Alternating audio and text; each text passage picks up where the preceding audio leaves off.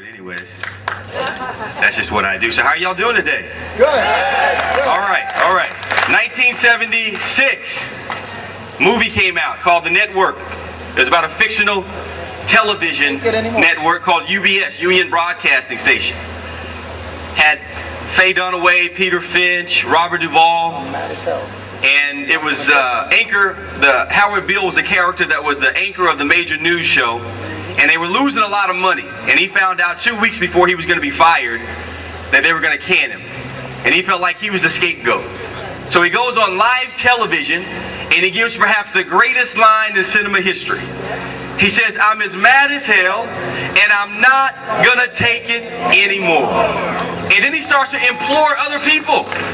He says, if you feel like I feel, let down your car windows, let up your house windows, and start to yell out that I'm as mad as hell, and I'm not gonna take it anymore.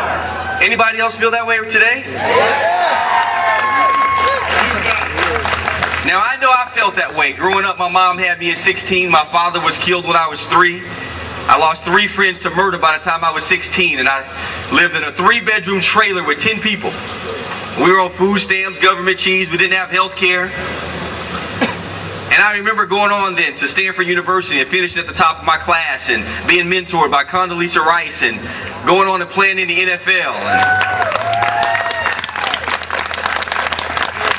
Going back to Harvard Business School in 2005, doing executive education and owning my own business. And people ask me, Damon, how did you start off with such little means and then end up where you are today? You know what I tell them? Because I was as mad as hell and I simply wasn't going to take it anymore.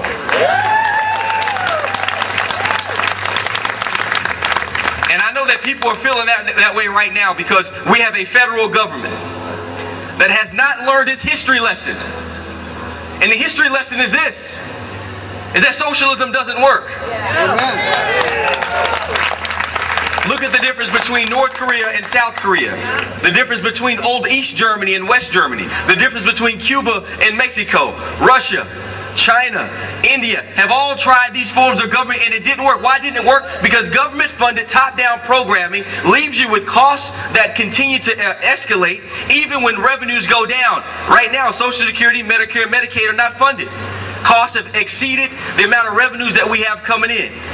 And then the current president thought it was a good idea that since we have 3 non-funded entitlements, then I'm going to add another one. In Texas, we say that dog doesn't hunt.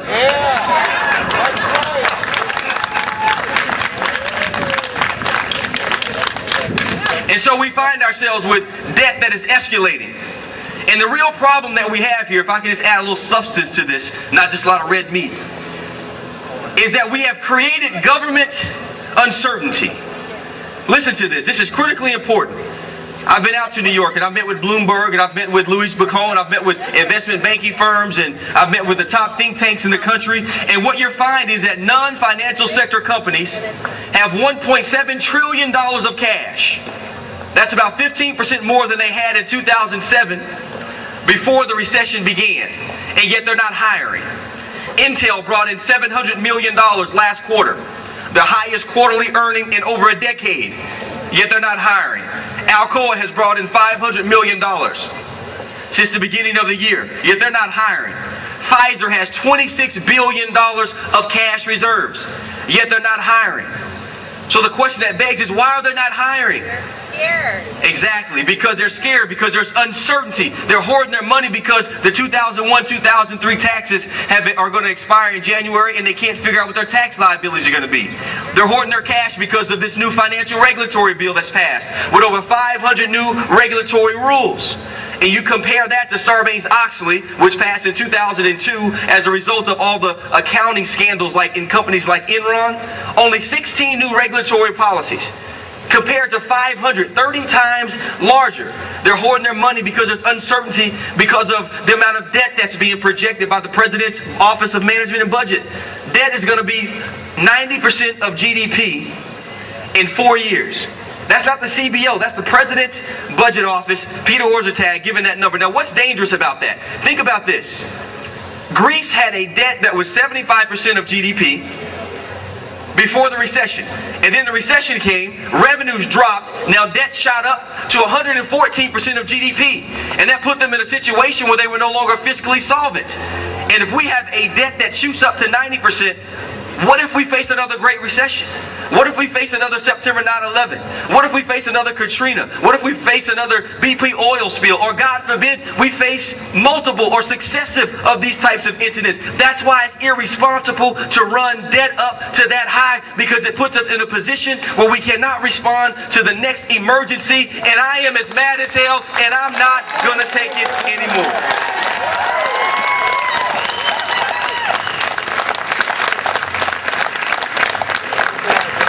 We have a state government that's handling education in such a way, K through 12, where it's dropped from 48th to 49th out of 50 states. $19 billion deficits annually, what we're facing. 2.5 million people that are unemployed. 3.5 million people underemployed, which means they work less than full-time employment, or they stop looking for work. Tax policy and regulatory policy that pushes businesses out. Pensions that have cost of living adjustments that go up every single year, even when our revenues go down. CalSTRS and CalPERS losing $250 billion, yet that's guaranteed against the general fund. At some point, we're in a structural deficit that we can't get out of because the leaders in Sacramento refuse to deal with the difficult problems because they're no longer statesmen. See, a statesman says this. A statesman says the most important thing is the state. That's why George Washington risked his life, not for some political power, but they believed truly that taxation without representation was wrong. But they were statesmen. They put the state first. And a statesman says this. Number one, the trains have to run on time. We have to operate effectively and efficiently. And number two, the lights have to stay on. We need a balanced budget. And when you start making decisions that are in your own selfish interest or in the interest of special interests like unions at times, then what you're finding is that you're no longer a statesman. You have to put your interests and special interests aside and say, what's in the best interest of the state? How can we make sure that our state is fiscally solvent, which means that we have to do things that are politically risky at times, and put the state's interest first. And that's why I'm running for Secretary of State, because I'm as mad as hell and I'm not going to take it anymore.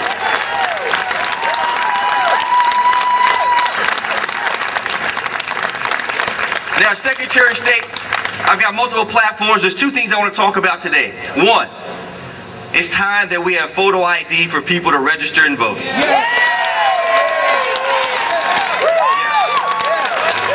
At some point, it's just a ridiculous partisan argument to say it's disenfranchising people. Get this, in Mexico they require photo ID to vote. We went to Iraq, we toppled Saddam Hussein. Americans presided over Iraq's first electoral process. They were an emerging democracy, and we knew that everyone in the world was watching. And what was the image that you saw leaving every polling location? The purple finger, meaning that Americans required every Iraqi to dip their finger in ink and die.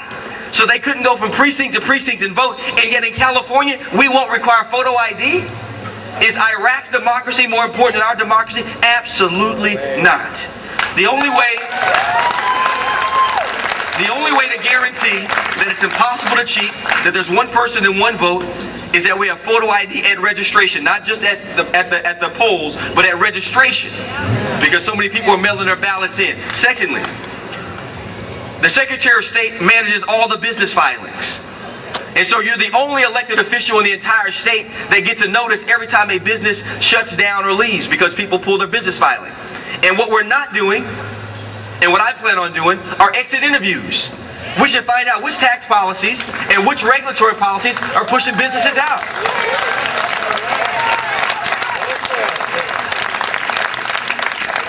And then we should categorize that per industry. How's that impacting real estate or agriculture or high tech or biotech or trucking, etc. And then we'll say how many jobs were lost and how much economic productivity was lost. And then we go back into those same industries where businesses have left.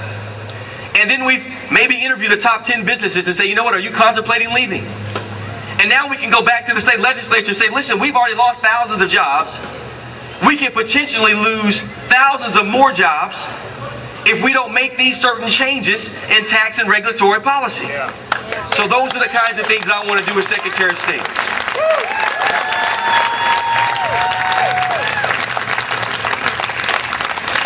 Now I know that I shared some things that potentially could bring pessimism, but I'm optimistic. I'm optimistic that we're going to turn our state around, that we're going to turn our country around. And the reason I'm optimistic is based on one factor and one variable only. It's because of who we are, because we're Americans.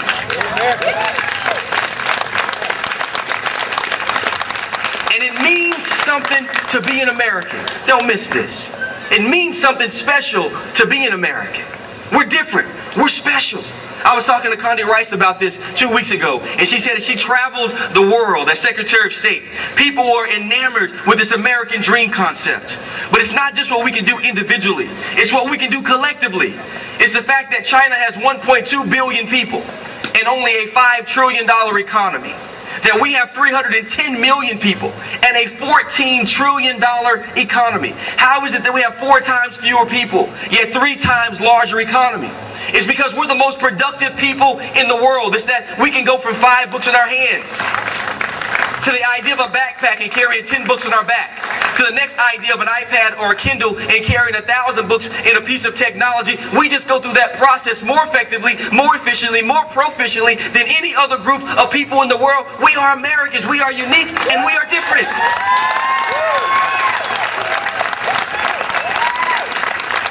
And I'm optimistic. I'm optimistic because I know that our dogged tenacity has brought us through revolution.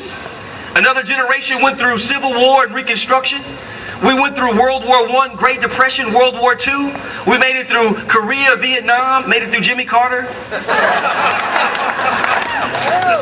We will make it through the times that we face because of our imagination, our creativity, our innovation, our ingenuity. It lets me know that if we cannot run out of our problems, we will jog. That if we can't jog, we will walk, and if we can't walk, we are committed to crawling. That if we don't have a shovel, we will dig ourselves out with a spoon, and if not a spoon, we will dig ourselves out with our hands because that's who we are, and that's what we do. We're Americans.